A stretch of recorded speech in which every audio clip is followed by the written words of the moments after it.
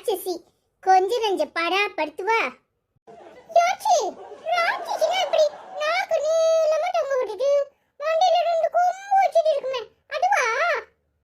எப்படி இருந்தாங்கன்னு சொல்லுமா. சுப்புலட்சுமி மைனி எப்படி எல்லாம் நடந்துக்கிட்டாங்கன்னு சொல்லுமா. சொல்றேன். பிள்ளைய பார்க்கணும் நல்ல பிள்ளையே நல்ல ஏன் தலையில கட்டிட்டு நீங்க அத்தைக்காரி அப்படியே வேலை செய்யறேன் அதை செய்யறேன்னு கிளம்பிடுவா. இந்த சனியை வேற லீவ் விட்டா இங்க வந்து உட்காந்துக்குது. என்ன சுப்புலட்சுமி அக்கா, உங்களுக்கு ஏதாவது வேலை இருந்தா நீங்க போங்க, பசங்களை நான் பாத்துக்கிறேன். பாப்ப பசங்களை மட்டுமா பாப்ப? என்னத்தெல்லாம் பாப்ப, எதெல்லாம் சேர்த்து பாப்பன்னு எனக்கு எல்லாம் தெரியும். என்ன சொல்றீங்க? எனக்கு ஒண்ணுமே புரியல. இங்க எதுக்கு வந்திருக்கேன்னு நான் தெரியாமலா இருக்கேன்? அத்தான வளைச்சு போட வந்திருப்பேன், விட்டுருவேனா? என்னாச்சுக்கா, ஏன் முகம் ஒரு மாதிரி இருக்கு?